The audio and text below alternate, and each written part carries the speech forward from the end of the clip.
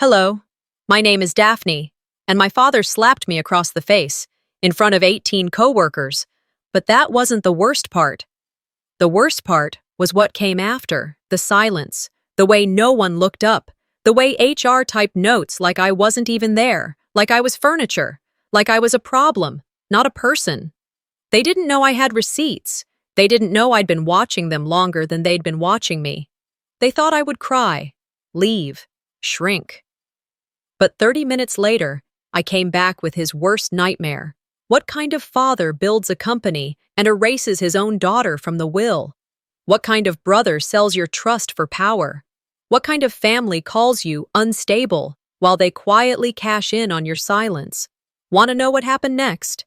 I didn't scream. I didn't beg. I didn't need to. My answer was already on her way. I stepped out of that boardroom like I hadn't just been humiliated in front of nearly 24 people. My cheek was still pulsing, a sharp heat layered beneath the sting, but I held my head high. You don't let them see you fold. That was one thing my mother taught me, and if she were still alive, she'd be standing at that boardroom door, holding my hand, maybe dragging me out herself before I could fall apart. But I didn't fall apart. The click of my heels down the marble hallway echoed like a war drum. Not a soul followed me, not my assistant, not HR, not even James from compliance who always asked about my cat. Just silence, deafening, thick and bitter. I reached the elevator, pushed the button, and waited like nothing had just shattered inside me. The doors opened, I stepped in, and only then did I let out a breath.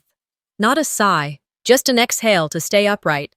I tapped the contact labeled PW on my phone. She still in town? I asked. Just landed, the voice on the other end said. Tell her to come back, right now. We're pulling the lever. The call ended.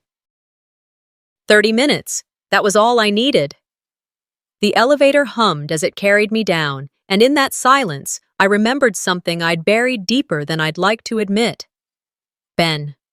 It's been over a year, but the memory of that day still scrapes raw. We were sitting in my living room, my favorite oversized sweater wrapped around me like armor, his laptop open on his knees, both of us going over quarterly data. He reached for my hand, mid-sentence, and said, You know I've been thinking about Seattle. Tech opportunities. Fresh start. Maybe we could... Then his phone lit up. Rhett Calder. My father. Ben went quiet. He didn't take the call, but his eyes gave him away. That was the moment I knew something had shifted. The next day, Ben was gone. Didn't return my calls, no goodbye. 2 weeks later, HR forwarded me a relocation form he submitted. Seattle, indeed. Only months later did I piece it together. A private dinner. My father calling in a favor, telling Ben that I was unstable, emotionally volatile, that I needed supervision, not commitment. My father didn't just manipulate me, he erased my possibility of joy. I hadn't spoken Ben's name out loud since, what was the point? Every time I think I've found something for myself, he finds a way to shut the door. But this time, he'd hit me in front of 18 people. And they watched. I didn't head straight home. I couldn't. My mind was moving too fast. Instead, I walked across the Nicolette Mall toward my favorite cafe, the one Mom used to love. They still hadn't changed the playlist, soft jazz and old Ray Charles as if nothing outside those doors ever hurt. I ordered black coffee, no sugar, sat near the window, pulled out my iPad, Calder Holdings ethics policy, last updated 2017, clause 4.2.1, executive misconduct protocol. I smiled. My mother had written that clause. She didn't just believe in second chances, she believed in accountability. If I can't lead with integrity, I don't deserve the title, she used to say. I tapped open a folder marked Legacy Lockbox. Inside, signed copies, timestamps, off-site backups, documentation from years of being watched, ignored, overridden. All of it, quietly collected. People thought I was meek. They mistook restraint for weakness. By the time I left the cafe, I'd already uploaded a new folder into a secure drive labeled Code, Calder, Ethics Breach. I reached my apartment around noon, changed out of my blouse, folded it carefully, and placed it at the bottom of the laundry hamper like it hadn't been part of the worst meeting of my career. I stood in front of the mirror and studied the outline of my father's hand on my face. Not from pain, but from rage. It didn't bruise, but I wish it had. Maybe then, people would believe me faster. I tied my hair back, picked up my phone again, dialed her number. "Agent Williams," the voice answered. "Hi, Mom," I said. "He did it." Silence. Then, "I'm on my way." Click. That's the thing about growing up with a federal investigator as a mother. She always told me, don't shout, build your case. So I did. For years. You think I didn't notice the little slights? Getting passed over for board votes I led, watching my male counterparts steal decks I built. I noticed. I documented. I just needed one thing, something undeniable. And he gave it to me. Half an hour later, I was sitting in my mother's rental car, parked 2 blocks away from the office. She looked at me, calm and terrifying, like she always did when she was about to walk into a place and destroy a system. "You sure?" she asked. "Yes." She clicked her badge into place. "Then let's go." Back in that building, the air changed. The elevator opened and the room fell silent when we walked in. Rhett was still there, speaking in low tones to the general counsel. The look on his face when he saw her, that was the first crack. My mother didn't raise her voice. She didn't need to. "Good morning. I'm Agent Patricia Williams, Federal Labor Investigations. There has been a report of executive violence within a corporate structure. Effective immediately, we are conducting an internal inquiry." The silence that followed wasn't respectful, it was terror. Rhett stood, composed. "This must be a misunderstanding." My mother pulled out the flash drive I'd handed her 20 minutes earlier. "I don't misunderstand timestamps and boardroom footage." She turned to the others. "You are all potential witnesses. I advise full cooperation." And just like that, my father wasn't the loudest voice in the room anymore. He sat down, and for the first time in years, I could breathe. The minute she walked into that boardroom, everything shifted. Not in the way you'd notice on paper. No dramatic gasp, no thud of chairs moving, but in the air, in the way every pair of eyes lowered just a little too late. I stayed seated while my mother handled the room. She was composed, clinical, every syllable carrying weight. I didn't need to say anything. I had already done my part, quietly, strategically, and now it was her voice that filled the silence they all once used against me. When the meeting ended, she turned to me and nodded. That was all. Back home, I didn't change out of my work clothes. I walked into my apartment like I was still mid-battle, heels still on, blazer still buttoned. The adrenaline was ebbing, and in its place, exhaustion began to creep in. I tossed my bag onto the couch, sat at the edge of my bed, and let my arms fall to my sides. I should have felt triumphant, but I didn't. Not yet. I picked up my phone and opened the gallery. I hadn't watched it in months, but the clip was still there, saved under a generic file name. Gala footage, internal. That night was supposed to be a turning point. It was just not for me. 6 months ago, I designed a campaign that pulled Calder Holdings back from the edge, a PR disaster, mismanaged internal documents, rumors of executive misconduct, the kind of thing that tanks reputations.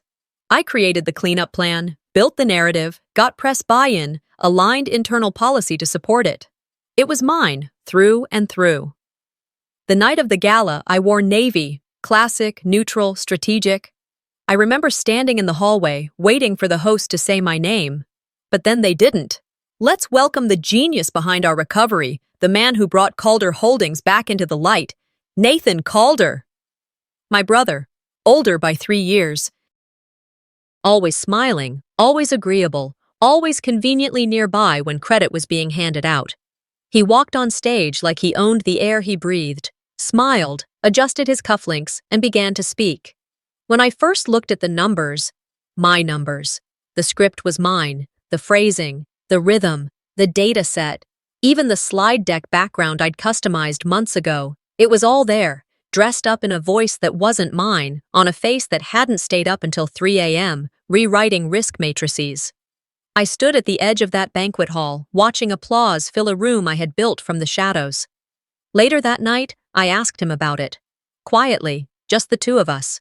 I said, "You used my material, Nate." He didn't flinch. "Dad said it would look better if it came from me." That's all he said. I didn't argue. I didn't throw anything. I just nodded and walked away. But something inside me started to crack. That wasn't the first time. It was just the most public. I took a long breath and got off the bed, still holding my phone. The sun outside was dimming, painting my living room in amber and soft shadows. I walked to my desk, sat down, and opened my laptop. Calder Holdings had a pattern, a script that repeated itself so smoothly you'd miss it if you weren't paying attention. A woman offers an idea in a meeting, no one responds. 10 minutes later, a male executive repeats it. Suddenly it's innovative. HR concerns get lost in the system. Emails go unanswered. Mentorship becomes manipulation. Feedback is weaponized. The erasure wasn't accidental, it was orchestrated, refined over time.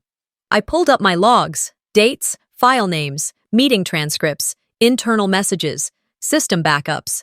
2 years of documenting the disappearing act.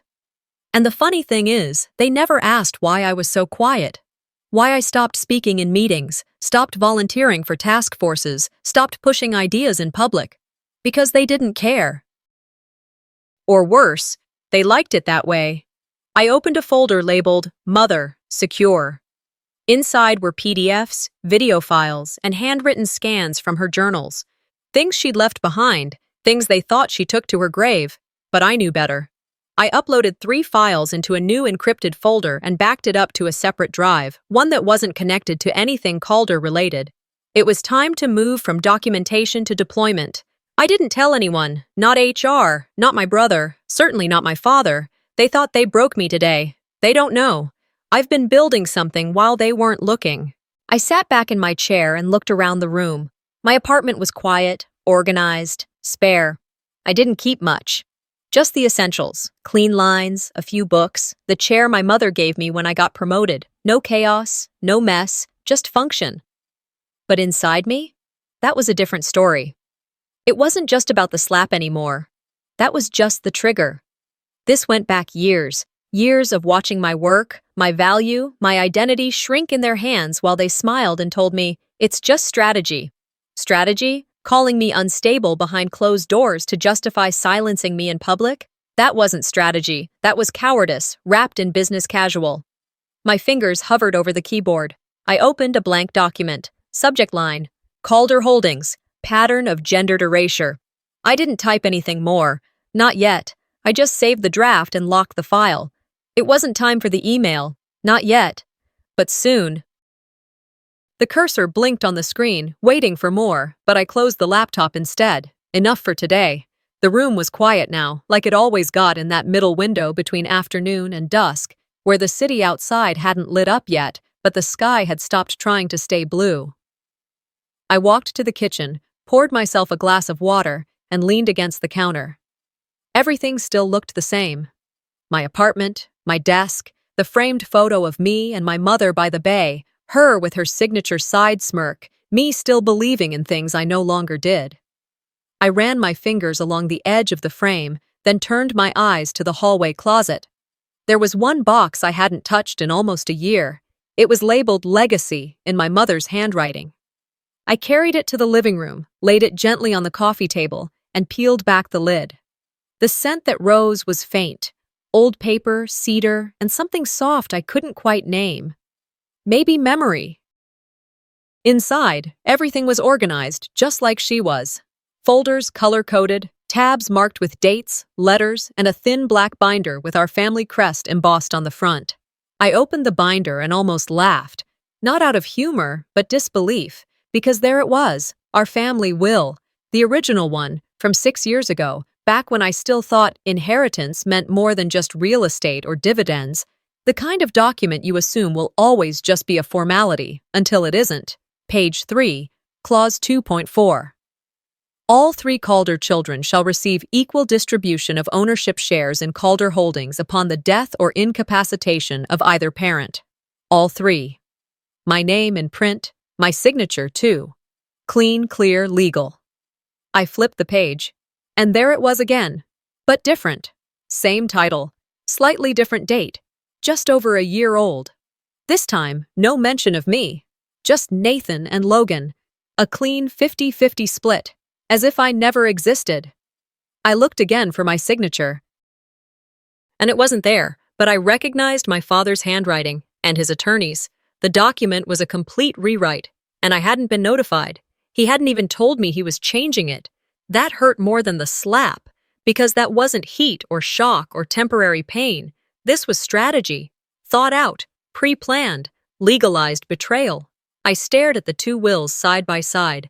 The binder felt heavy in my lap, not physically, but morally. There was no coming back from this kind of omission, not in any real way. I'd spent years wondering if maybe I was too sensitive, too emotional, too attached to legacy. Turns out I wasn't emotional. I was right. And then, as if pulled from somewhere deeper than I expected, a memory surfaced. The last real conversation I had with my mother. It was about 3 months before she passed. We were sitting on her porch, drinking mint tea, and I'd just gotten back from a strategy conference in Denver. She was tired that day, but sharp as ever.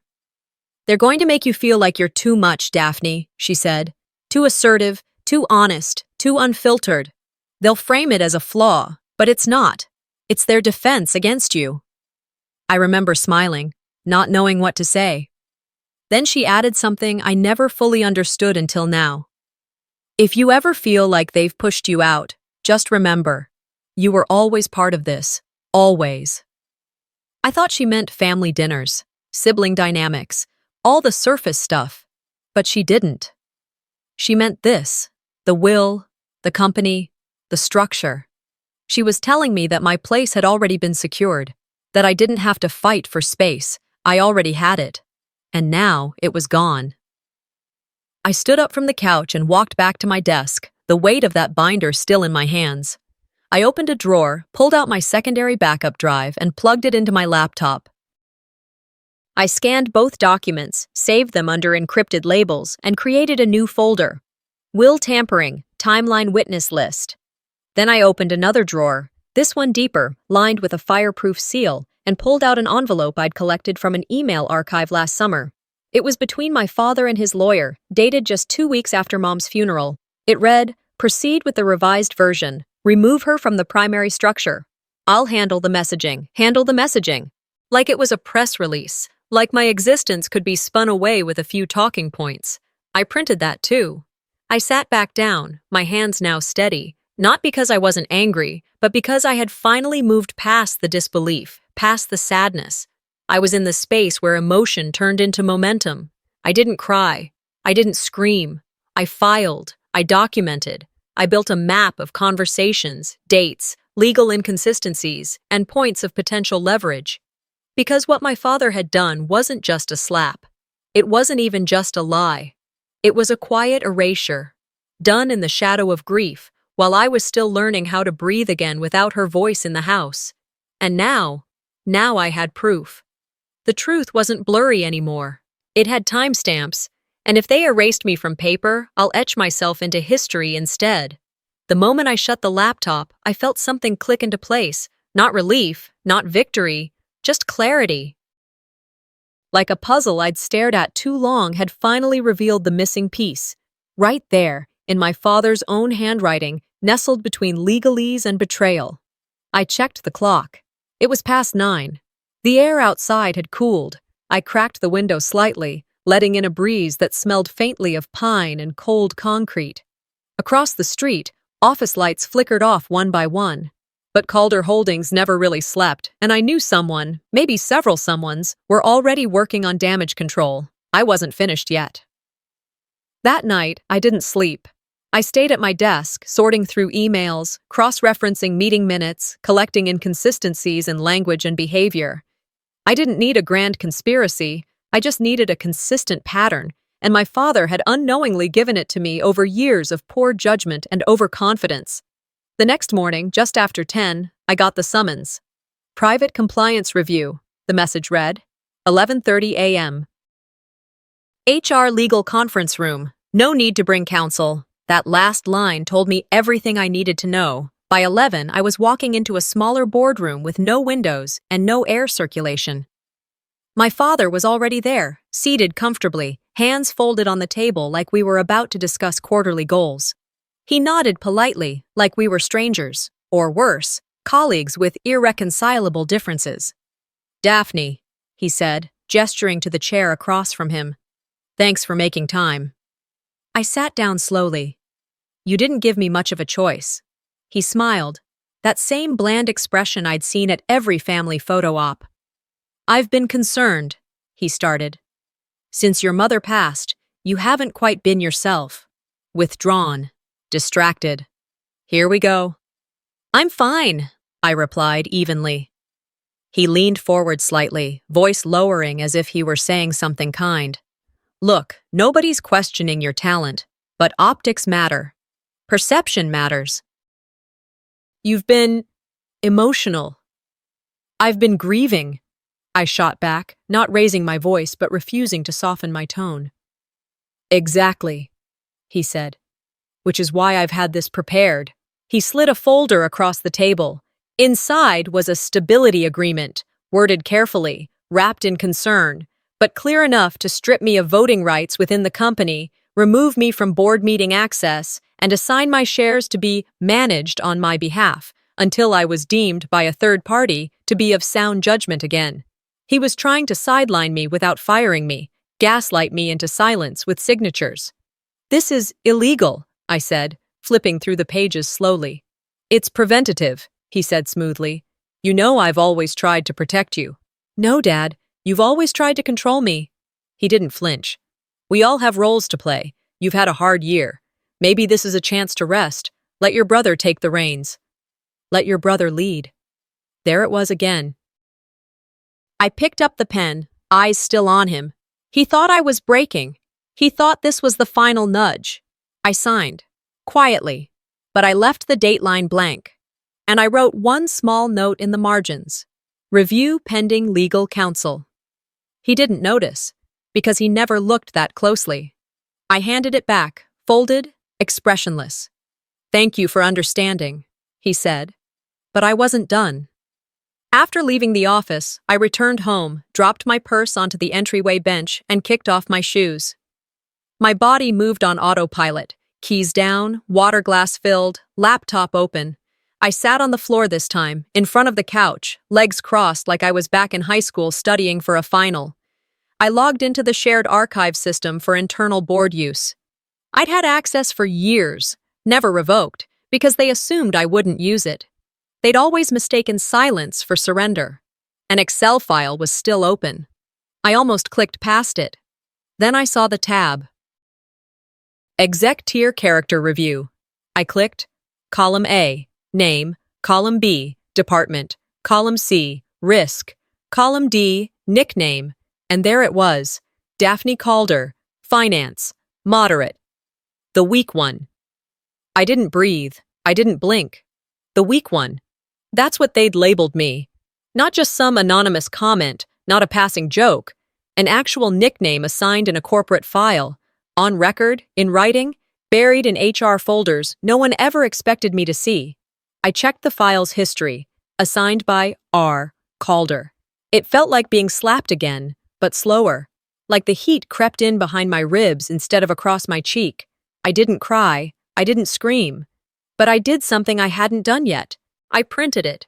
Then I printed the stability agreement. Then I went back to the office. It was just after 3:00 p.m. when I stepped into his office. He was on a call, feet up on the windowsill, laughing. I waited. He didn't see me at first. When he turned, he froze, only for a beat, but it was enough. I walked to his desk and laid down the papers, one, then the other. "I know what you've been doing," I said. "I know about the nickname. I know about the timing. I know what you told Ben. I know everything." He didn't deny it. "Daphne," he said slowly, "you're upset." "No, I'm furious, but I'm not confused." His voice dropped an octave. "You're reading too much into, don't gaslight me. Not again." He tried the gentler route. "This isn't personal. This is corporate structure. It's standard practice." I leaned in, calm, clear. I may be your daughter, but if you keep erasing me, I will erase your legacy." His eyes narrowed, and for a second I saw something flicker. Not fear, not guilt, just calculation.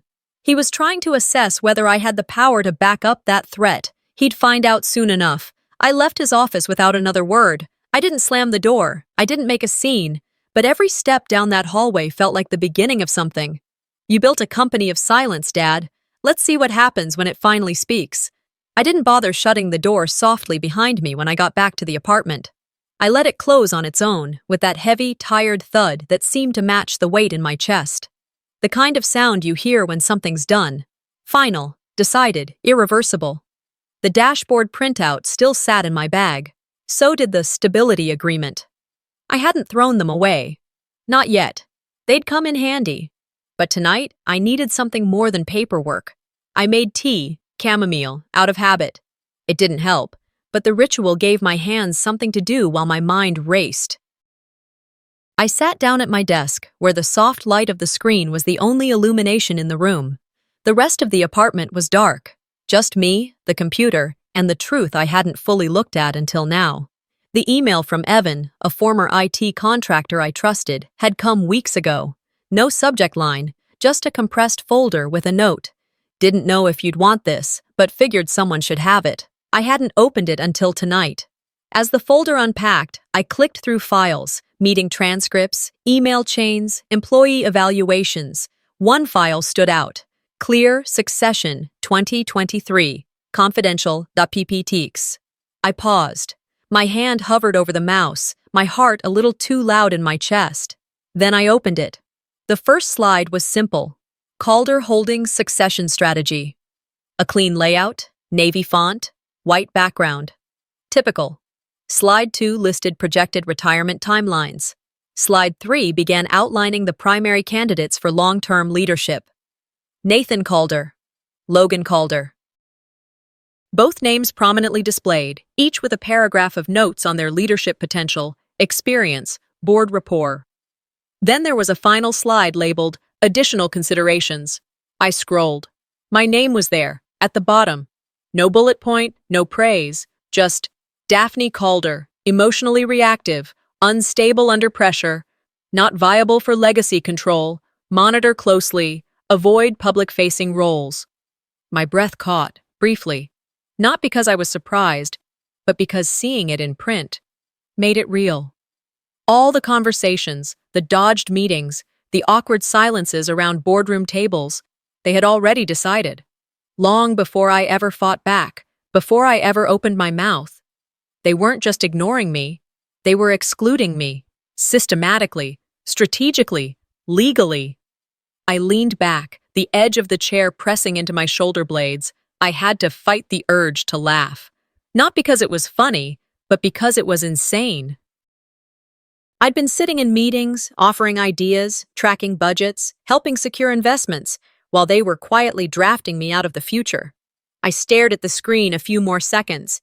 Then I clicked Save As, encrypted it, and dropped it into the folder I'd now renamed The Calder Collapse, Phase 1.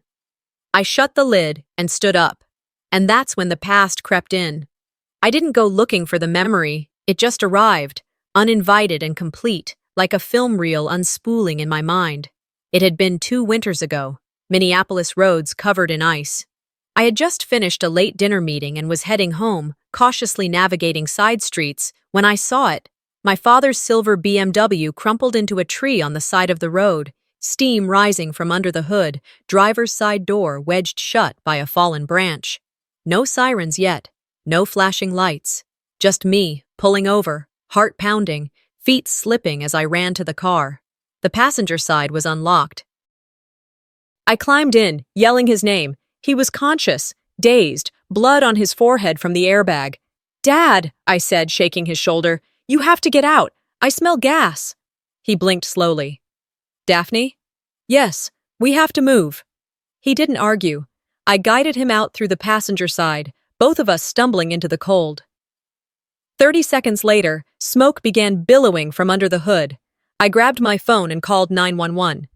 By the time emergency services arrived, he was seated in my car, a blanket around his shoulders. He never said thank you, never mentioned it again, not even once. At first, I told myself maybe he was embarrassed.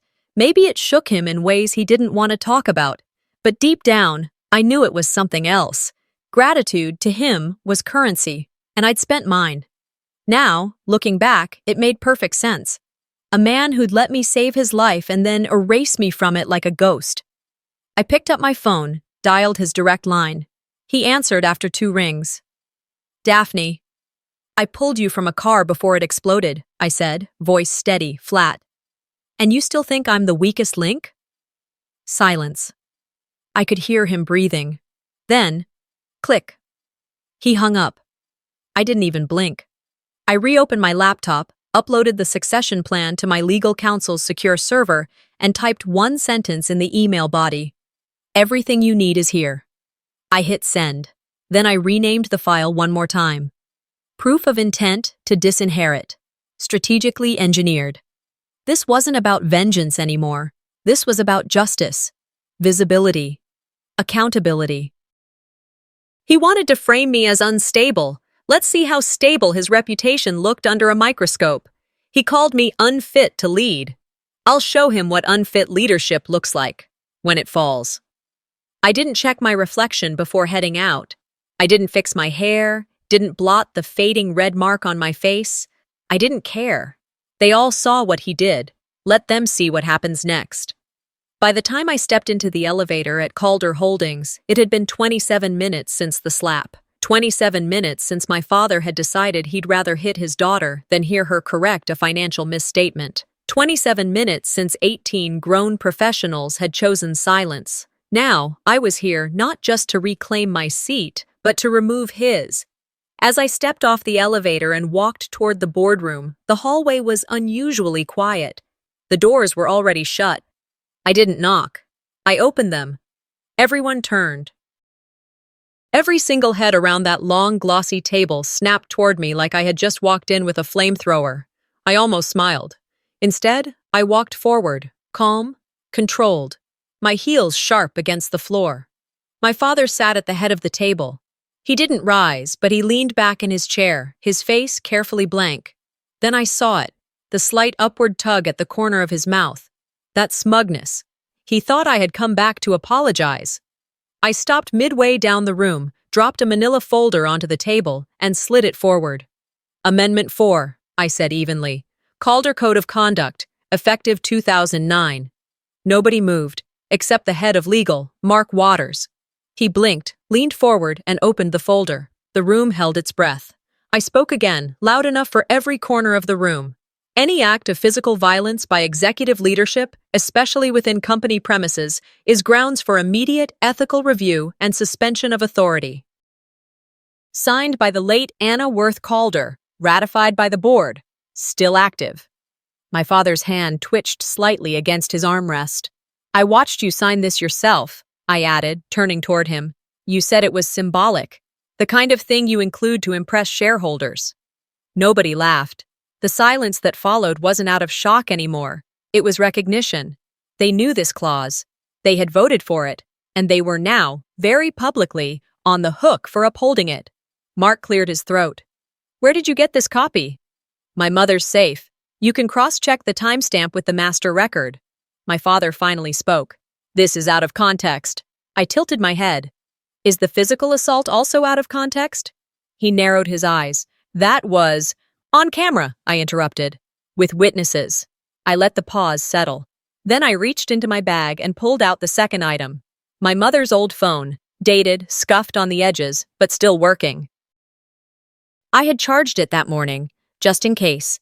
I tapped the screen, connected it to the projector system, and hit play. His voice filled the room.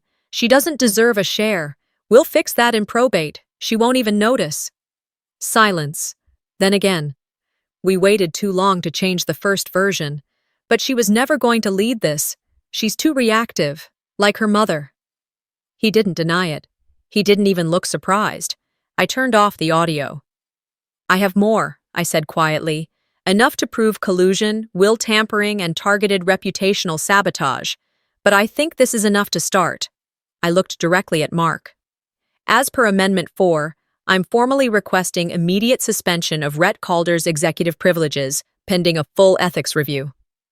Mark sat back, his expression unreadable, but I saw his hand move, to his pen, to a notebook, to the first line he'd written in a long time during a board meeting. My father leaned forward, jaw clenched. "Daphne," he said, voice low, "think carefully." I didn't flinch. "I already have."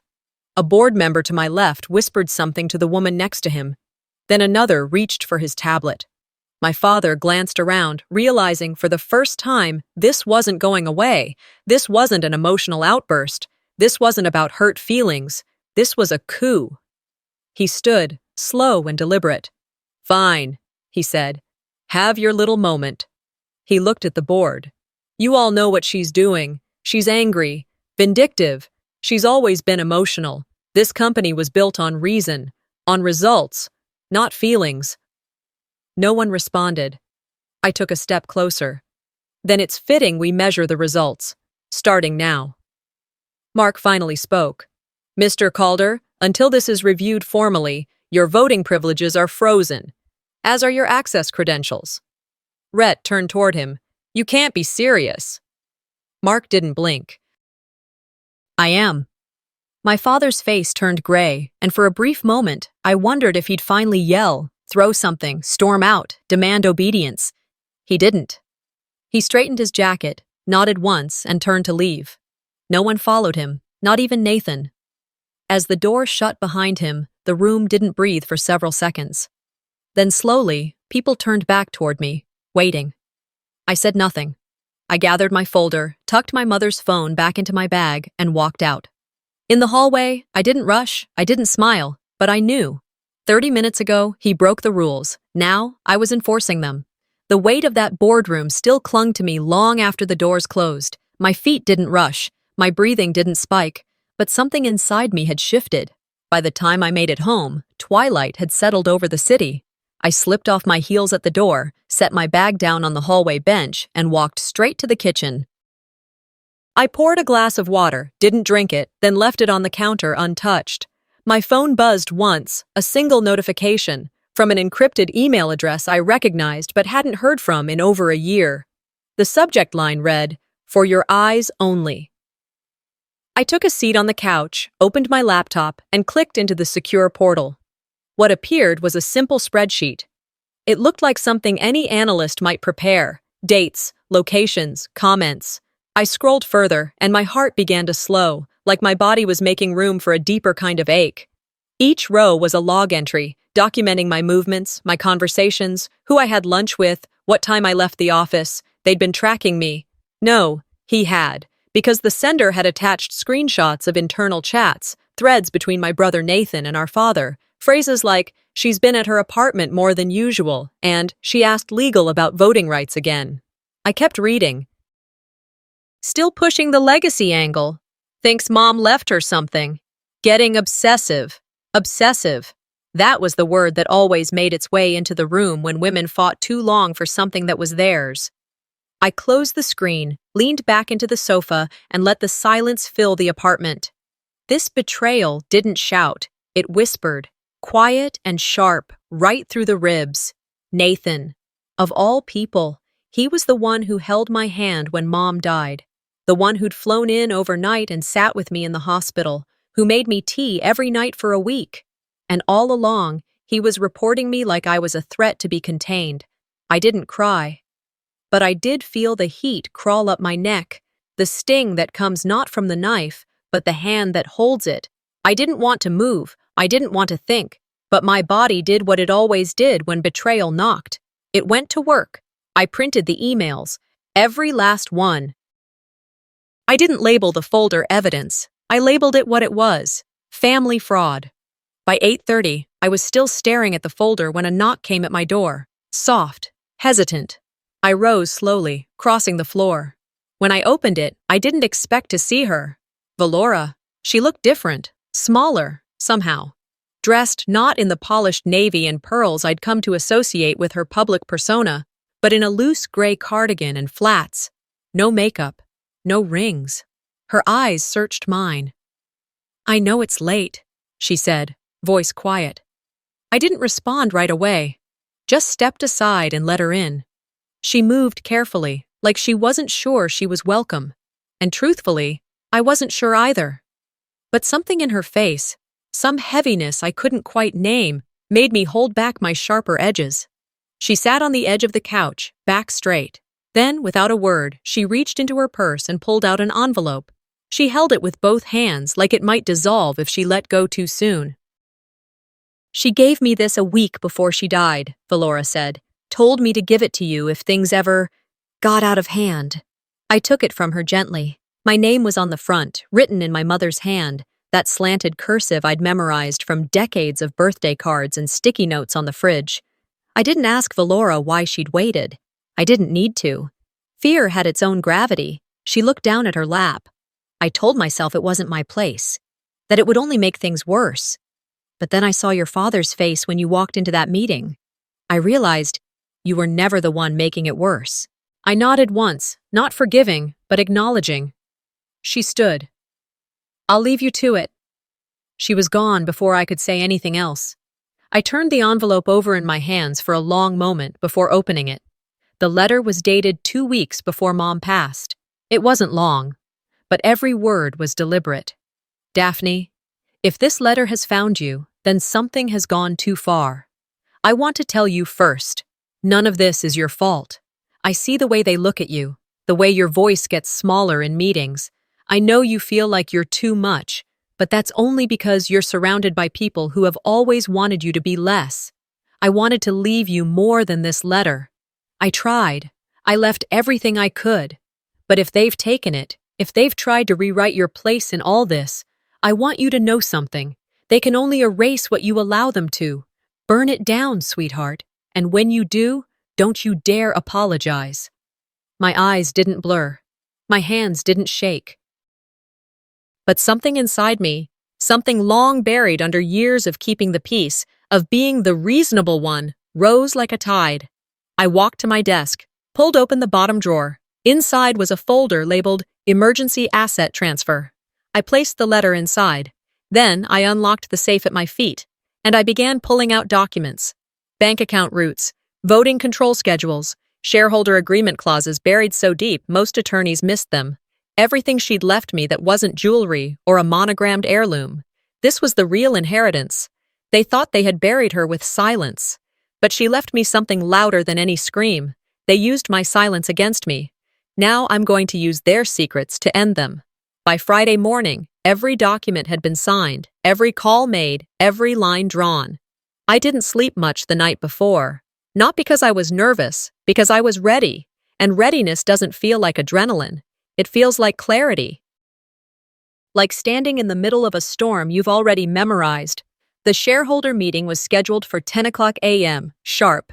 Full attendance mandatory under Clause 7.3, the one that rarely got invoked because the Calder family rarely had to fight for power in public. Until now. I arrived at the building 20 minutes early and entered through the side access point. I didn't need a dramatic entrance. I needed efficiency. Inside the boardroom, the temperature was cool, and the chairs had already been arranged in a square, signaling a full vote session. Most of the board had already arrived. A few nodded politely. Others avoided my eyes altogether. Rhett hadn't shown yet. Neither had Nathan. Mark, our general counsel, stood near the screen, flipping through a packet of printed resolutions. He looked at me with a mixture of caution and quiet respect. "You're set?" he asked under his breath. I nodded. "Yes." He tapped the folder in his hands. "Let me know when to begin." I took my seat at the far end of the table, directly across from the CEO's chair, my father's chair. By 10:03, everyone was in place, including him. Rhett entered the room without hesitation, his usual charisma dimmed but still present. He wore a slate gray suit, the one he saved for serious optics. His gaze swept across the room, landing on me for a fraction of a second, then moving on. He smiled like this was just another meeting. I let him have it. Mark cleared his throat. "Pursuant to Clause 7.3, this meeting has been called by shareholder Daphne Calder. The agenda will be read by the initiating party." I stood. A slight rustle went through the room. "I appreciate your time, I began. Today's motion is simple. A proposal for immediate removal of Rhett Calder from the position of CEO of Calder Holdings. My father let out a dry laugh. This is absurd. I continued. Supporting documentation has been distributed. Included are signed transfer contracts from 22 minority shareholders, accounting for 51.3% of total voting shares, now under my control. The room fell completely silent. Rhett sat up straighter. "What did you just say?" he asked, voice low. "I've acquired controlling interest in Calder Holdings," I repeated. "You bought them out?" "They sold," I said. "Willingly." Nathan leaned forward, clearly blindsided. "You went around the family?" I turned to him. "The family went around me. For years." Rhett stood abruptly, the chair behind him scraping the floor. "This is a setup. You manipulated these people. They don't know what they signed." "I followed every protocol," I replied. "I used the same template you did when you ousted Bernard Harker in 2003. He froze. I kept going. Today's motion is, effective immediately, remove Rhett Calder from the position of Chief Executive Officer and assign interim executive control to Daphne Calder pending board appointment." Mark glanced at the table. "We'll proceed with a vote." Hands began to rise, first on the left, then the right, then the rest. Nathan hesitated, then raised his hand last. Rhett turned, eyes wide. "You're voting her in?" Nathan looked away. Mark counted, confirmed the majority, and placed the motion into the record. "It passes," he announced, "effective immediately." The silence that followed wasn't relief. It was reverence for the shift that had just occurred. Rhett stared at the table, then at me. "You think you've won?" "I think I followed the rules," I said quietly. "The ones you wrote." He pointed a finger. "This company was built on my back." I stood slowly. "And I just carried it off yours." Security entered the room at Mark's signal, not because anyone expected a scene, but because protocol demanded it. Rhett didn't resist. He buttoned his coat, adjusted his tie, and walked toward the exit. No one stood. No one clapped. No one offered a parting word. I followed a few steps behind. In the hallway, I paused at the doorway to the CEO's office. The nameplate still read Rhett Calder. I didn't touch it. Not yet. I stepped inside, shut the door behind me, and looked around. The room was colder than I remembered. Cleaner, too. My father's legacy had always been about appearances, polished desks, expensive clocks, the illusion of control. But the desk didn't intimidate me anymore. I sat down. No fanfare, no celebration, just the soft hum of a new beginning. The man who taught me to win at all costs never thought I'd beat him at his own game. 3 months passed, not quietly, but deliberately. There were no fireworks, no press conferences, no triumphant speeches from the rooftop of Calder Holdings. That's not how healing works, not for a company, not for a woman like me. Instead, everything moved with the rhythm of recovery, slow, steady, necessary. I stood just inside the newly rebranded headquarters, the early morning light casting a golden hue through the floor-to-ceiling windows. The marble floors gleamed beneath my shoes, and the scent of fresh paint lingered, faint, clean. Above the entrance, the new engraving caught the morning sun, the Calderworth Foundation. Underneath, etched into steel, "Leadership is service, not supremacy." Anna Worth Calder. Her name belonged here. So did her words. We had gathered our staff in the large conference space for the first all-team retreat under the Foundation's new mission. No longer were we solely profit-driven. The organization's new focus was a hybrid model. Investments, yes, but also programs in ethical leadership, corporate mentorship for underrepresented women, and long-term community initiatives. This wasn't my mother's dream. It was bigger. I stood near the back of the room as one of our new directors, Marlene, shared a presentation on transparency practices in executive leadership. A small group of new interns, young, bright-eyed, curious, sat scribbling notes. For the first time in years, I looked around and saw something unfamiliar in this building. Hope. After the retreat ended, I stayed behind to help clean up chairs, check on feedback forms, and answer questions from newer staff. Around 2 p.m., as most people filtered out for the weekend, our longtime housekeeper Irene approached me near the stairwell. She looked older than I remembered, a little slower in her steps, but her smile still sharp. "I've got something for you," she said, reaching into her bag. "I was supposed to give this to your mother, but she passed before I could. Then I was supposed to pass it on to you, but, well, time gets tricky, doesn't it?" She handed me a worn envelope, its edges soft, the paper slightly yellowed. My name written across the front in my mother's familiar script. My throat tightened as I took it. "Thank you," I said quietly. I didn't open it in the office. Instead, I drove to the estate where Mom used to spend her quiet weekends, just 20 minutes out of the city, but it always felt like another world. The old oak trees still framed the driveway. The ivy on the stone walls had crept a little higher. I let myself in with the spare key, placed the envelope on the wooden desk in her old study, and sat down. The room hadn't changed. Books lined the walls, her favorite green armchair still by the window.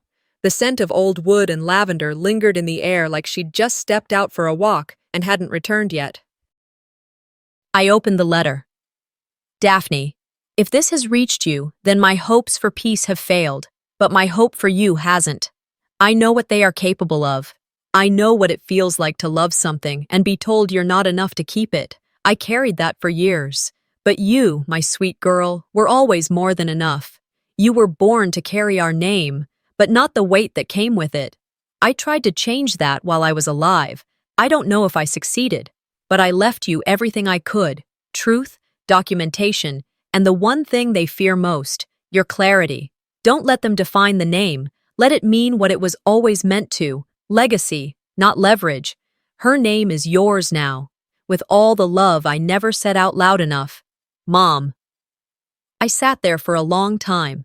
No tears, just the echo of every unsaid thing now sitting plainly in front of me. I folded the letter and placed it inside the leather-bound journal I had started the day she passed. On the final page, I wrote a single sentence: "Her name is safe now." It wasn't long before the world tried to pull me back in. News alerts pinged my phone as I drove back into the city. One caught my attention: a brief article from a local paper in Arizona. Former CEO Rhett Calder cited living under alias in Scottsdale. No comment from family. I stared at the headline. No comment was needed. He'd escaped legal consequence, but not memory. He was free, technically, but obscurity was its own sentence. No longer listed on corporate boards, no longer interviewed by magazines. Just a man in a desert house, collecting dust and regret. I parked outside the new shelter site we had been funding. The front of the building still had construction tape, but inside, the team had already started moving in furniture. Bright colors, wide windows. It looked like a place where futures could begin. The Calderworth Foundation had opened a scholarship program for women seeking careers in finance and leadership, especially those who had survived systems that told them they were unfit. Today was orientation. I walked into the common room and spotted her, young, maybe 17, sitting quietly in the back, notebook clutched to her chest. Her eyes tracked everything, even if she didn't speak. She reminded me of myself, the version I used to be before they told me to shrink. I walked over, knelt down beside her. "Hi," I said. She looked up, wary. "I know they've probably called you a lot of things," I added gently. "But whatever they said, whatever name they gave you, it's not who you are." Her eyes welled just slightly, then blinked dry. "Thank you," she whispered. I nodded and stood, letting her keep the silence if she wanted it. We were writing something new now, all of us. They tried to erase me. Now I'm writing the next chapter, for all of us. Sometimes the loudest power doesn't come from shouting, but from knowing exactly when to speak. This story wasn't just about a slap. It was about years of quiet erasure, hidden documents, and the slow burn of injustice inside a family that valued legacy over love. But in the end, truth made its way to the surface. What would you do if your own family turned against you? Would you fight quietly? Or rise loudly? If this story moved you, drop your thoughts in the comments below. And don't forget to subscribe for more powerful true life stories that reveal what really happens behind closed doors.